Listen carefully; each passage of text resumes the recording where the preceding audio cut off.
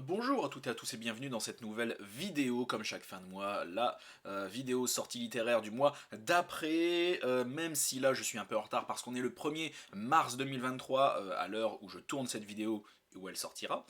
Euh, donc d'habitude, je fais un live sur Twitch pour sélectionner ensemble en live. Donc on regarde ce qui sort tranquillou sur Babelio. D'ailleurs vous voyez là le site Babelio. Et donc on regarde tranquillou bilou ensemble ce qui sort et je fais ma petite sélection. C'est un live qui peut durer 2 voire 3 heures parce que je prends mon temps, on papote, tout ça, tout ça. Mais cette fois, pour des raisons que j'ai déjà exposées sur Instagram, je n'ai pas fait ce live car je me fais embêter en ce moment par des vilains pas beaux méchants, j'ai envie de te dire, pour rester poli, euh, qui viennent me pirater, me pourrir, me pirater, non c'est pas vrai, mais me pourrir la vie dans mon chat. Et qui font des menaces, ils vont faire cramer mon PC, ils ont mon adresse IP, tu vois, genre il va m'arriver des bricoles, ils vont leak des vidéos de moi. Non mais. Donc voilà, donc dans le doute, j'essaie de sécuriser au maximum mon PC, à la hauteur de mes moyens, ma chaîne Twitch, mon chat et tout. Je suis en train de faire tout ça tout doucement. Et je referai des live Twitch quand je serai prêt. En attendant, bah, j'ai fait ma petite sélection tout seul. Voilà. Tant pis, c'est triste, mais je l'ai fait sans vous pour une fois. Mais voilà, c'était un petit début quand même pour vous le dire, parce que je trouve ça important. Et puis voilà, en espérant que ces personnes, car il me semble qu'ils sont deux, m'oublieront et arrêteront de m'embêter, parce que moi j'aime bien faire des live Twitch, et j'ai envie j'ai pas envie d'arrêter quoi, tu vois, voilà. Et donc, qu'est-ce qui sort en ce mois de mars?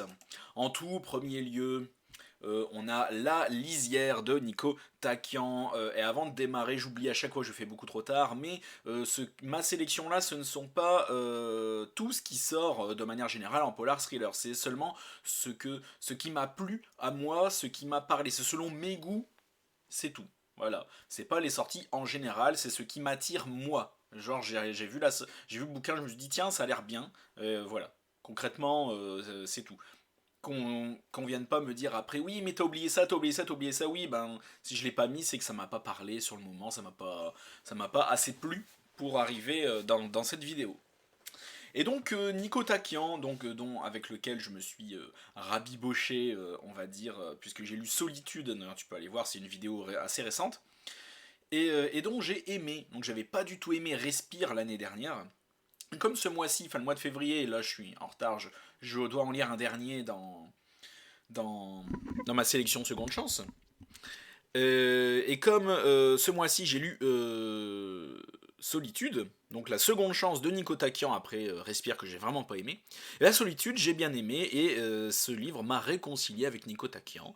Donc je vais avec plaisir lire les autres de Nico Takian. Et là, La Lisière sort aujourd'hui, 1er mars 2023.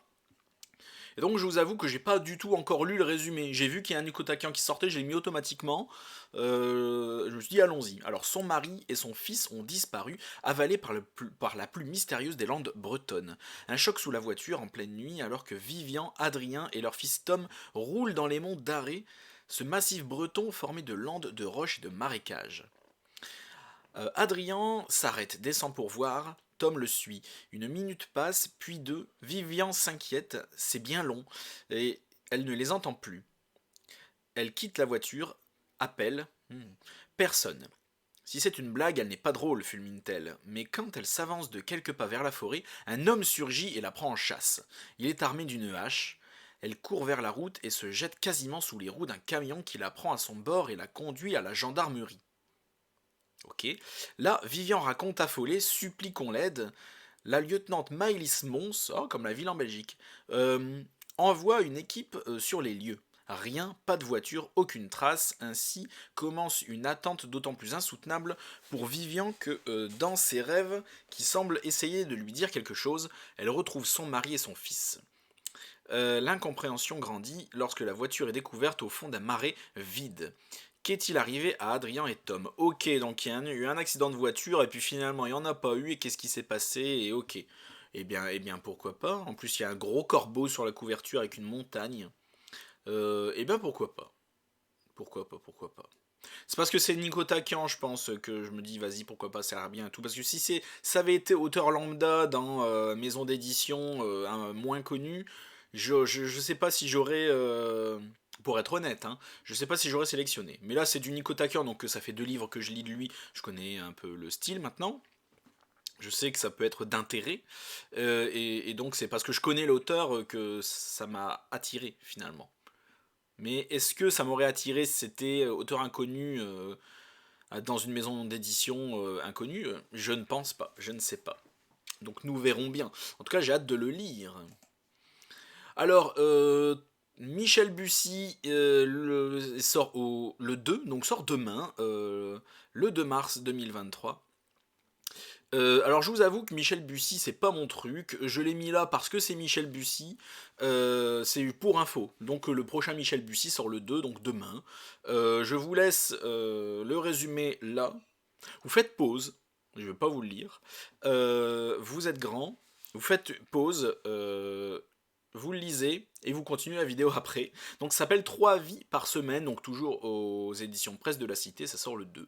Voilà. Et donc La lisière de Nico Takian, toujours chez Calman Levy, ça sort aujourd'hui 1er mars. 350 pages. Et Michel Bussy, il fait... C'est pas marqué. Donc par contre, prenez un café, installez-vous, parce que j'ai sélectionné beaucoup de choses. Ce mois de mars, c'est vraiment assez prolifique, je trouve. Donc c'est pareil, encore une fois, de toute façon, je peux même pas vous lire le résumé, il y en a pas. Et la quatrième de couverture, apparemment, elle est pas non plus définitive, apparemment.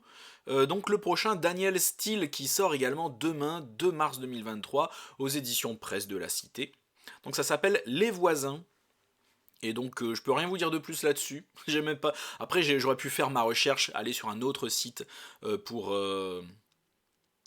vous fournir le résumé et vous le lire un peu, ou au moins vous le mettre à l'image, vous faites pause, vous le lisez comme j'ai fait avec Michel Bussy là. Mais Daniel Steele, c'est vraiment pas mon truc, donc je vais pas faire l'effort en fait, tout bêtement, je suis désolé. Alors, Les Lionnes de Chauvet de Sophie Marvaux, qui sort demain 2 mars 2023 aux éditions 10-18. Et donc, oui, ça m'a un peu parlé ça. Il n'y a pas encore de critique, il n'y a pas eu de service presse dessus. Étiquette roman policier et polar, donc pour une fois qu'il y a des étiquettes sur des livres, ça me permet un peu de situer le genre. Parce que si c'était pas marqué là, comme vous voyez en bas de l'écran, roman policier et polar dans les étiquettes, bah j'aurais peut-être pas, rien qu'à la couverture, j'aurais peut-être pas sélectionné en fait. J'aurais pas cherché à lire le résumé. Ça tient à rien des fois. Donc la naissance d'un clan de femmes, le premier double meurtre de l'humanité, moins 35 000 ans en Ardèche. Les derniers Néandertals côtoient les Homo sapiens installés dans la région. Et pour la première fois, des humains peignent sur les parois des grottes. C'est à l'entrée de l'une d'entre elles face à un exceptionnel pont rocheux entre les falaises que les peintres Tisia et Naélis fondent le clan des Lionnes, une communauté de femmes et d'enfants qui vivent en harmonie. Un soir de tempête de neige, les deux femmes disparaissent. Joalna, la fille qu'elles ont élevée, découvre leur corps dans un ravin, le couteau de l'une planté dans la gorge de l'autre. Bien que tout semble indiquer qu'elles se sont entretuées, Joalna refuse d'y croire. Son enquête dévoilera les secrets de leur incroyable destin. Donc une enquête policière qui se passe à moins 35 000 ans. Je me demande comment est-ce qu'elle l'auteur a fait pour rester cohérente, ne serait-ce que la notion d'enquête. Enfin voilà, comment est-ce qu'elle explique la notion d'enquête, la notion en tout cas de chercher quelque chose.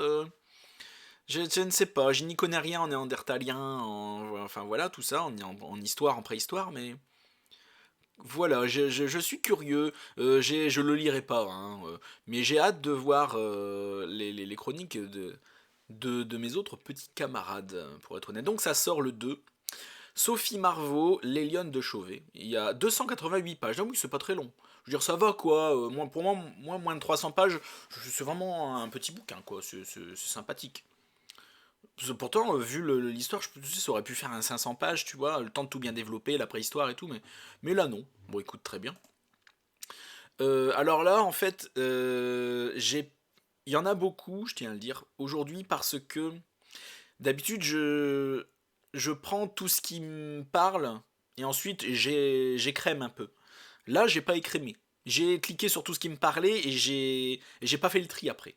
Donc là, c'est pour ça qu'il y en a plein, encore plus que d'habitude. Parce que je me dis finalement, autant tout garder, ça fait de la pub pour les auteurs, vas-y, même si je les lirai pas, même si limite ça me plaît pas, mais au moins, il y a eu un petit truc qui fait que j'ai été légèrement attiré. Il y a au moins ça, donc ça va. Donc, le roman de Giorgio, alors, Serbanenko, dont traduit par Laura Brignon, 288 pages aux éditions Gallmeister. C'est une enquête de Duca Lamberti, tome 1, Vénus privée. On n'en souvient plus de ça. À sa sortie de prison, Duca Lamberti est contraint d'accepter le premier travail qu'on lui propose, forcément. Condamné pour avoir pour avoir euthanasié une femme en phase terminale, cet ancien médecin est recruté par un riche industriel pour désintoxiquer son fils alcoolique et suicidaire. Lamberti ne tarde pas à percer le secret qui ronge David. Alors David avec un E. Est-ce que la version italienne, il y a un E au bout de David? Peut-être. Dites-le moi en commentaire si vous savez. Il comprend aussi que sa guérison ne s'obtiendra que par la résolution d'une étrange et sombre affaire. Mais dans les rues Interpol du Milan des années 60, 1960, le brouillard garde les secrets des criminels et l'on ne peut faire confiance à personne. Ce premier volet des 4 enquêtes de Duca Lamberti, blablabla. Voilà. Donc encore une fois, ça je le lirai pas. Donc quelle sera ma nouveauté du mois? Je ne sais pas. J'ai déjà 2 livres de sûr pour le mois de mars, de service presse via NetGalley, que je dois lire parce que ça fait un moment que je les ai maintenant, dont un livre audio, donc finalement ça se fera tout seul. Et donc ça, non, ça me dit rien. Mais ça me dit rien, mais je me dis tiens, il y a des petits trucs qui font que ça a l'air intéressant. Donc chez Gallmaster, voilà. Donc ça sort le 2. Ensuite, de Carlo Lucarelli, Péché mortel, donc aux éditions Métellier, ça sort le 3 mars 2023, donc 280 pages. Et celui d'avant, 288, hein, donc ça va, c'est des petits livres. Hein. C'est des petits livres. Donc Péché mortel, la période entre le 25 juillet et le 8 septembre 1943 est un moment étrange, hallucinant dans l'histoire italienne. Dans ce chaos, le commissaire De Luca, ce Bernie Gunther du fascisme italien, doit enquêter sur un corps sans tête retrouvé dans un canal. Mené sur un rythme effréné entre bombardements de Bologne, coup d'État contre Mussolini, occupation allemande dans le nord de l'Italie, l'enquête révèle une corruption inouïe à tous les degrés de la police et de l'armée. Donc ouais, concrètement, c'est une enquête sur fond de Seconde Guerre mondiale à son moment le plus hardcore. En Italie, encore plus hardcore j'ai envie de dire, avec Mussolini. J'y connais rien en histoire, hein, attention. Mais voilà. Donc celui-là, je suis vraiment très curieux. Il se pourrait que si je vois des retours très positifs dessus, je me laisse tenter. Alors ce sera pas ma nouveauté du mois parce que celui-là, j'attends vraiment de voir si c'est bien parce que je connais vraiment pas l'auteur. Et voilà, et nous verrons. Et nous verrons. En tout cas, le résumé fait envie parce que ça met autant l'enquête en avance que le contexte historique. Le contexte historique fait beaucoup. Perso, m'impacte beaucoup. Donc là, au milieu de la Seconde Guerre mondiale, le mec prend la peine d'enquêter sur un mort, alors qu'il y en a plein à cette époque-là. Faut voir s'il arrive à s'en dépêtrer. Je suis curieux. Le prochain, Nicolas Lebel, Lalali, aux éditions du Masque, comme d'hab, qui sort le 8 mars 2023. Il fait également 288 pages, mais nous avons une série de petits livres. C'est formidable. On pourra tout lire comme ça rapidement. À jouer double, on perd de vue sa cible. Yvonne Chen n'a pas d'amis et elle n'en veut pas. Ils l'ennuient ou finissent par mourir. Lorsque, en ce 5 janvier, son téléphone sonne, elle sait donc que ce n'est pas un ami qui l'appelle. Les Furies, ces tueurs à gages sans foi ni loi, sont de retour et leur chef, Alecto, propose à Chen de participer à l'une de leurs danses. Deux frères se disputent le contrôle d'un prestigieux vignoble dans les Vosges, et d'après le commanditaire anonyme, il ne doit en rester qu'un. Shen, l'ex-flic de la crime, aujourd'hui agent infiltré de la DGSI, accepte la mission. L'occasion rêvée pour elle de piéger enfin ces assassins lancés dans un jeu de faux semblants, blablabla. Ouais, donc c'est une ancienne flic qui est maintenant espionne et qui va rentrer dans une espèce de gang pour faire une de leurs missions et pour pouvoir à la fois démanteler le gang. Donc très honnêtement, ça m'attire absolument pas. Mais c'est Nicolas Lebel, donc auteur quand même, somme toute connu. Gage de qualité, je pense. Parce que je n'ai vu que des bons retours sur les romans de Nicolas Lebel. Mais là, je t'avoue que c'est pas un résumé qui me... Ça fait très américain, finalement. Donc, très honnêtement, je le lirai pas. Et à moins vraiment, encore une fois, que je vois des résumés, des résumés, des retours incroyables. Mais Nicolas Lebel, ouais, celui-là, non. Ses précédents m'ont déjà fait envie. Mais celui-là ne me dit rien. Très honnêtement. Donc nous verrons bien. Je dis ça, si ça se trouve, je finirai par le lire tôt ou tard. Alors par contre, celui-là, Angelina Delcroix, L'île des damnés. Donc c'est chez Hugo. Hugo Poche. Donc il fait 78 pages. C'est presque une nouvelle finalement. C'est une nouvelle. J'avais pas vu le nombre de pages, dis donc, je viens de le voir. Il sort le 8 mars 2023. Donc un aller pour l'enfer sans promesse de retour. Une île peuplée de criminels, une infiltration risquée, des âmes à sauver. Comment continuer à exercer son métier quand on ne croit plus en la justice de son pays? L'adjudant Joy Morel est en plein doute professionnel quand elle est appelée pour une mission secrète. Elle doit se rendre sur une île perdue où s'érige un ancien hôpital psychiatrique au cœur d'une forêt hostile. Pour pallier le manque de place en prison, le gouvernement a fait le choix d'y envoyer les pires criminels et de les laisser s'y autogérer en totale liberté. Donc Chloé, psychocriminologue, est venue sur l'île sous couverture pour mener une étude et Rod, l'agent chargé de la protéger, ne donne plus signe de vie. Pour espérer les sauver, Joy et son collègue Hosh doivent à leur tour intégrer cette communauté infernale en se faisant passer pour des détenus dans cette île où les moyens de communication sont inexistants et où les criminels sont livrés à eux-mêmes, le danger est partout. Ça me fait un peu penser au Brussolo qui est sorti l'année dernière, La Forêt des Silences, c'était un peu ça. T'as une meuf qui est dans l'édition, il y a un de ses collègues qui est parti dans un petit village l'année d'avant, il donne pas de nouvelles, du coup elle y va pour voir. Et elle se rend compte que c'est une ville de timbrés et que le concept de la ville c'est une dinguerie. Et puis au final, ça s'est pas bien terminé. Et, et voilà, donc ça a l'air d'être le même genre de truc, sauf que le roman de Brusselot fait 250 pages. 250 pages, 150 pages. Celui-là en fait 78, donc je me demande. Soit tout va très très vite, ou alors. En fait, ils vont juste mourir à la fin, je ne sais pas. Je me demande comment une histoire qui pourrait être aussi développée peut ne faire que 78 pages, ou alors ils ont oublié un chiffre avant le 7, je ne sais pas. Donc voilà. Avant de sombrer de Cyril Carrère aux éditions de Noël. Et si on vous annonçait que vous aviez tué... Donc il sort le 8 celui-là. Et si on vous annonçait que vous aviez tué... Ah oui, je m'en souviens. Lorsque Jérôme Cazenave se réveille dans une chambre d'hôpital, tout lui revient à l'esprit. L'échange téléphonique houleux avec sa femme. L'urgence de la situation. Sa terrible sortie de route en rentrant de Nîmes. C'est en tout cas ce qu'il soutient au médecin qui le regarde avec circonspection. Mais quand un avocat qui prétend le connaître s'invite à son chevet pour lui présenter une autre version de l'histoire, la confusion s'installe. Non, il n'a pas eu d'accident de voiture, il a été violemment agressé à Lannemezan, j'espère que c'est comme ça qu'on dit, dans la prison où il purge une longue peine, pour le meurtre de son épouse. Afin de recouvrer sa liberté, Jérôme doit résoudre les mystères d'un passé qui lui est étranger, au risque de faire ressurgir le monstre qu'il a englouti. Donc moi, la question que j'ai, c'est pourquoi une telle perte de mémoire, finalement.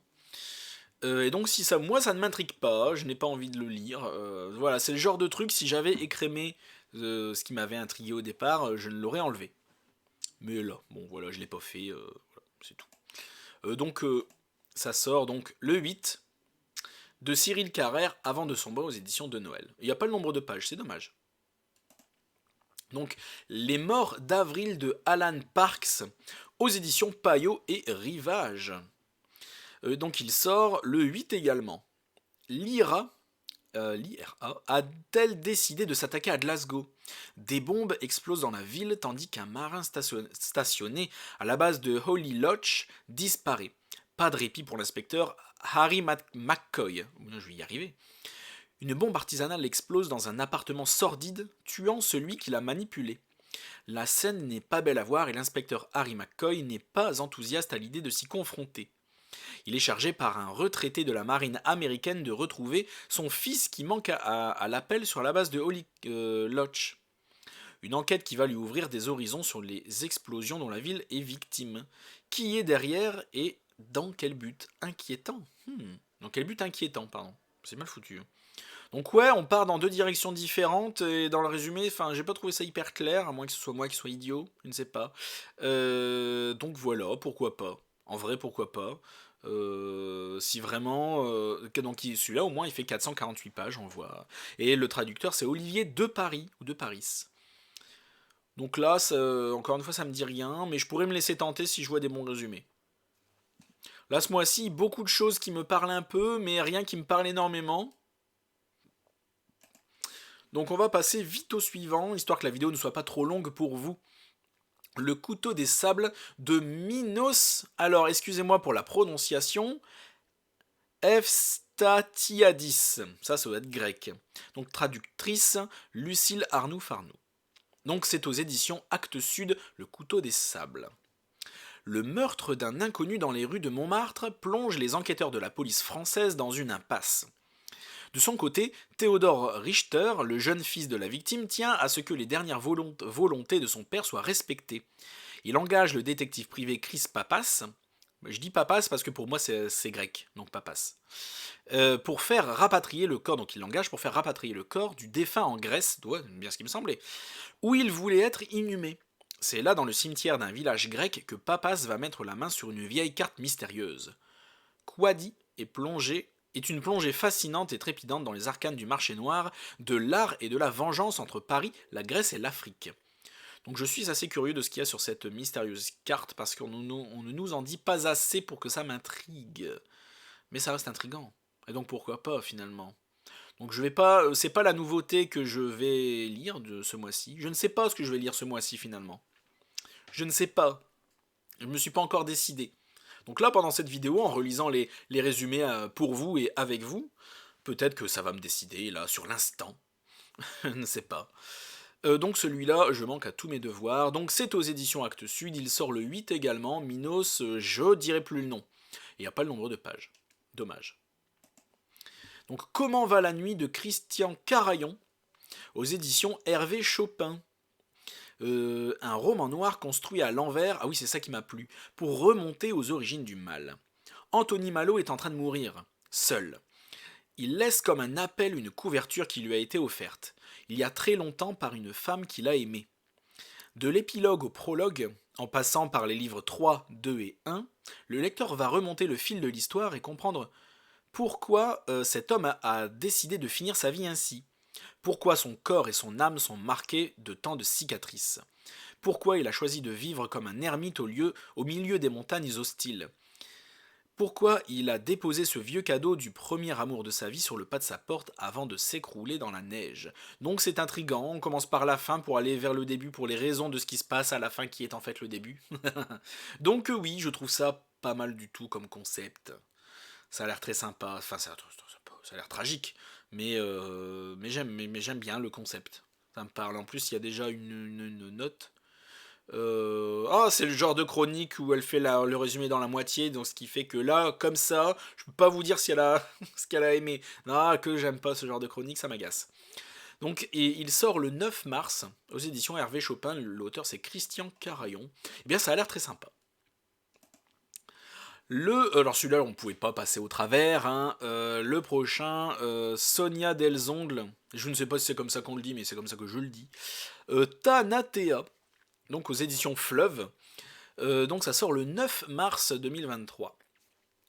Donc évidemment, Sonia Delzongle, on peut pas passer à côté, je suis obligé de vous en parler. Ce genre d'auteur, voilà, dont je dois, me fait un devoir de parler. Parce qu'on peut pas passer à côté, finalement. Sur cette île qui ne figure sur aucune carte, les morts sont rois. Thanatea, un nom qui sonne comme celui d'une femme ou d'une déesse. Un mot plutôt agréable, exotique, à condition de ne pas en connaître la racine grecque Thanatos, la mort. Le plus long des voyages, l'éternité. Une autre Kester aurait sûrement été refroidie, ah ouais, mais durant ses années passées à la police judiciaire, elle a côtoyé la mort sous ses aspects les plus sombres, les plus violents. Un quotidien qui l'a usé au point d'être prête à tout quitter pour rejoindre cette entreprise de pompes funèbres située au cœur du lac Léman. Et même si ce nouvel environnement s'annonce quelque peu macabre, au moins elle n'aura plus à avoir les stigmates d'un meurtre sur la chair. Les organes, les os. Là-bas, la mort sera un concept, du marketing. Elle sera travaillée, pensée, enrobée dans du velours ou du satin. Là-bas, Esther espère trouver enfin la paix. Ce qui ne sera pas le cas, à mon avis, sinon il n'y a pas d'histoire. Et il y a un 3,5 sur 5. C'est assez mitigé, ça, madame. C'est assez mitigé. Oui, parce que finalement, ça parle de quoi? C'est quoi l'histoire? C'est l'histoire d'une flic qui travaille qui finalement pour une morgue en espérant que ça ira mieux, alors qu'en fait, dans tous les cas, les morts, elles continuent à les voir, ce qui est complètement con finalement. Ah, ce n'est que mon avis, attention. Et du coup, je vois pas l'intérêt. Expliquez-moi en commentaire si vous avez une meilleure explication que moi. Qu'est-ce qui va se passer? Donc il va sûrement se passer une dinguerie, elle va voir un mort et il va se passer des choses. Je ne sais pas. Je ne sais pas, en tout cas, les trois chroniques qu'on a vues ont l'air moyennement convaincus. Hein. Enfin, voilà. Donc ça fait 416 pages et ça sort le 9 pour les fans de Sonia Delzongle. Alors là, Alexis Lebsker, aux éditions Michel Lafon comme d'habitude, qui fait 400 pages, Hurlement. Et donc je vais sûrement le lire. Quand, je ne sais pas, mais je vais sûrement le lire car ma vidéo n'est pas encore tournée. Car je vais la tourner juste après celle-ci, j'ai enchaîné les deux, pour être honnête. Et donc j'ai fini celui que j'ai lu, je me souviens déjà plus du titre. Donc c'est son deuxième roman, Le Mangeur d'âme, voilà. Et j'ai plutôt bien aimé. J'ai un petit peu à redire, mais ma réconciliation avec Alexis Lebsker est tout ce qu'il a de plus officiel, ça y est. Après avoir détesté et avec votre esprit, pour plein de raisons, j'ai bien kiffé Le Mangeur d'âme, donc c'est une réconciliation réussie. Donc je vous le dis en exclu, à moins que je sorte le retour de lecture avant, ce qui m'étonnerait. Et donc voilà. Plus vous chercherez à comprendre, plus le piège se refermera sur vous. 5 femmes kidnappées, 4 victimes introuvables, 3 enquêteurs sur la brèche, 2 jours seulement, un tueur diabolique, 0 chance d'en sortir indemne. Alors ça en dit assez pour être intriguant, mais pas assez... Mais pas assez, quoi, finalement. Ça se veut court, un peu en mode concis, un peu à la Maxime Chatham, j'ai envie de dire, parce qu'il fait plus ou moins pareil des fois. Et là, j'aurais aimé en savoir un peu plus. Mais juste un peu, 2 lignes de plus, quelques éléments supplémentaires, juste un peu. Donc bon, après oui, ça a l'air bien encore une fois. Donc pourquoi Hurlement, tu vois, rien que ça, histoire que le résumé justifie le titre, ça aurait été bien. Mais bon, après voilà, c'est des histoires de kidnapping avec 3 enquêteurs qui vont se casser les dents dessus. Voilà, jusque là rien de foufou, hein. Rien de original, je veux dire. Donc pourquoi pas, je vais le lire parce que c'est Alexis Lebsker finalement. Et pas parce que le résumé m'a... Si, le résumé m'a intrigué. Mais est-ce que j'y serais allé si c'était pas Alexis Lebsker? Là, je ne peux pas vous répondre. Je serais pas honnête à 100%. Je ne sais pas. Donc finalement, c'est Alexis Lebsker, il sort un nouveau roman, on va le lire pour voir ce qu'on en pense, et puis c'est tout. Hâte de voir les chroniques des petits camarades, mes petits camarades, mes petites camarades. Parce que je le lirai sûrement, tu es même sûr. Alors ce mois-ci ou pas, je ne sais pas. Peut-être le mois d'après, je ne sais pas. En tout cas, il rentre dans ma wishlist, c'est sûr. Certain. Le prochain, Stephen King. Évidemment, on peut pas passer à côté. Il est court, très court. C'est un petit recueil apparemment, c'est une nouvelle. Ah, une nouvelle qui est déjà parue dans... Putain, j'avais trop pas lu. J'ai vu Stephen King, je l'ai mis direct sans regarder. Quel con. Ça sort le 15 mars 2023. Ça s'appelle Nécro, une nouvelle qui est déjà parue dans le recueil Le Bazar des mauvais rêves et qui sera publiée le 15 mars 2023 chez Albin Michel, jeunesse dans la collection Wiz. Voilà. Donc j'aurais dû le lire avant. Ah non, c'est dans Résumé membre et Résumé éditeur, ça donne. Qu'on ne l'a pas, formidable. Au moins on a ça, c'est déjà pas mal. Donc c'est une nouvelle déjà parue dans le Bazar des mauvais rêves. Donc voilà. Donc je ne sais même pas de quoi ça parle finalement parce qu'on n'a pas le résumé. Donc renseignez-vous auprès des groupes Stephen King sur Facebook, ils vous diront, je pense, ce que vous voulez savoir. Je vous invite à, à vous y abonner car ce sont des gens intéressés et intéressants qui aiment vraiment Stephen King et c'est un groupe pas chiant à suivre dans le sens où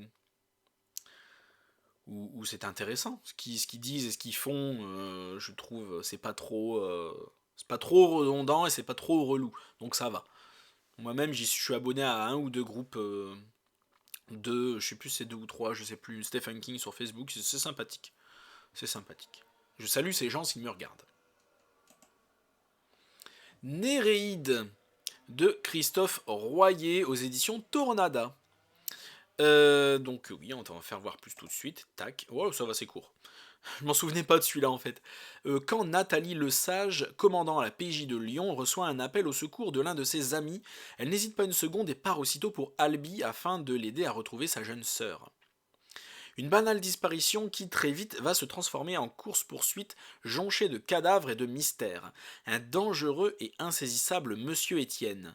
Une obscure école de magie, d'étranges disparitions, un thriller palpitant aussi addictif que terrifiant. Alors, je sais pas, en fait, honnêtement, celui-là, je sais pas trop, parce que ça se veut très mystérieux, mais finalement, ça en dit pas assez. Donc, je sais pas, il y a rien qui m'intrigue trop. Alors, la flic de la PJ de Lyon, j'en ai lu des centaines comme ça de flics à la PJ de Lyon. Surtout dernièrement, j'en ai enchaîné quelques-uns, c'était à la PJ de Lyon. Donc bon, disons que ça commence légèrement à me lasser. Il faut changer de ville, messieurs et mesdames les auteurs, laissez Lyon tranquille. Changez de ville ou ne précisez pas la ville ou inventez-en une, mais s'il vous plaît, par pitié, laissez Lyon et Paris tranquille. Un peu d'originalité, que diable. S'il vous plaît. Parce que là, rien que commandant la PJ de Lyon, j'ai déjà plus envie de le lire en fait. On va me dire ouais, mais ça se trouve l'histoire est bien. Ouais, mais c'est même pas le problème en fait. En fait, j'en ai tellement lu que c'est ce genre de détail qui va me faire fuir, si tu veux. Le commandant à la PJ de Lyon, next. Tu vois, moi, c'est encore une fois, si j'avais écrémé un peu, j'ai fait le tri de tout ce que j'ai choisi là, j'aurais enlevé. J'aurais enlevé, honnêtement. Après, je souhaite à l'auteur de réussir, attention. Mais c'est des petits détails comme ça, de gens qui en ont, comme moi, qui en ont lu beaucoup, qui finalement, je suis désolé, hein, ça se trouve c'est très bien, hein, ça vous intéresse, achetez-le. Hein, ça sort le 16 mars 2023, donc Christophe Royer aux éditions Tornada. Voilà, je ne veux pas dénigrer. C'est que mon ressenti, et ça m'appartient, voilà, ça n'est que mon ressenti si tu veux. Mais il faut faire attention à ce genre de détails quand même, je veux dire, vu un peu des choses vues un peu partout. C'est un conseil que j'essaie de m'appliquer à moi-même aussi dans mes propres écrits. Hein. Donc Petronil Rostania. Donc c'est le nom de l'auteur. Petronil. Oulala. Quand tu ouvriras tes yeux. Donc ça sort le 22 mars 2023. C'est aux éditions HarperCollins. Donc HarperCollins noir. Et il fait 304 pages. Attendez, celui d'avant, celui-là il fait. C'est pas marqué. Celui-là il fait 128. Ça je l'avais dit. Celui-là il fait 400. Et celui-là il fait 416. Et après, voilà, c'était bon. Voilà, maintenant j'ai rattrapé mes erreurs. Donc, quand tu ouvriras tes yeux de Petronil Rostania. Maman, il faut cacher le corps. Depuis son divorce, Marion sombre dans la dépression. Assommée de médicaments, elle réalise à peine qu'à 16 ans, sa fille Romane a bel et bien quitté l'enfance. Jusqu'au soir où Romane rentre à la maison en état de choc. Elle vient tout juste de réchapper d'une agression et ses vêtements sont couverts de sang. Le sang de l'homme qu'elle a tué. Marion est prête à tout pour protéger sa fille, même à croire à sa version des faits qui s'émaille pourtant chaque jour de nouvelles révélations. Mais Pauline Carrel, avocate, compte bien faire la lumière sur ce qui s'est réellement passé cette nuit-là. Donc ça a eu le prix Cognac. Alors honnêtement, j'ai vu le résumé, je fais en mode... je suis en mode bof. Et ensuite j'ai vu la couverture, c'était marqué prix Cognac, machin. Je me dis bon vas-y, je vais en parler. Je me dis bon ok. Mais sur le coup ça m'a pas... Bon, ça m'a pas... Encore une fois, c'est mon ressenti personnel. Hein. Ce n'est pas, je ne dénigre pas, mais ça m'a... Voilà. Donc il fait 304 pages. C'était encore résumé membre, résumé éditeur. Il n'y a rien. Bon, formidable. Donc heureusement qu'il y a ça, même maintenant. C'est nouveau d'ailleurs, j'avais pas vu ça avant. Donc non, sur le coup, ça me dit rien, ce genre de résumé qui a l'air lambda, j'ai envie de te dire, déjà vu 100 fois. Il n'y a pas encore de notes dessus, il n'y a pas de chronique, non. Donc tant pis. Parce qu'en fait, on a vraiment le tout début, mais on sait pas tellement le type de mystère, si tu veux. Parce que ce genre de truc là, bon, je regarde un téléfilm le dimanche après-midi et j'ai la même chose, si tu veux. C'est la même histoire. Donc je ne sais pas, je ne sais que penser de ce genre d'histoire en fait. Enfin bref, je vais arrêter de dire du mal, hein, mais je dis pas du mal, c'est que juste un avis, un ressenti que j'ai sur ce genre de résumé et ce genre d'histoire. Avec le temps, en fait, je deviens de plus en plus difficile, ça fait limite peur, quoi. Merci à tous d'avoir regardé la vidéo jusqu'au bout, qui doit être beaucoup trop longue, mais de toute façon, j'en ai sélectionné plein et j'aime bien papoter, que ce soit en live sur Twitch ou dans mes vidéos. Donc n'hésite pas à t'abonner à ma chaîne, à la liker, à la partager. J'espère que tu as bu un voire deux cafés en la regardant, tranquillou. Donc n'hésite pas à t'abonner à ma chaîne, à la partager la vidéo, tout ça, tout ça. À t'abonner à mon Instagram, les Polars d'Alister, à mon Babelio aussi, car j'ai un Babelio. Et voilà. Et à mon Twitch aussi, accessoirement, même si je vais pas refaire de live tout de suite, mais compte bien en refaire, n'en déplaise à mes harceleurs et hackers. Merci à tous, et à la prochaine chez Alistair, pour le retour de lecture sur le mangeur d'âme d'Alexis Debsker. Je vais y arriver.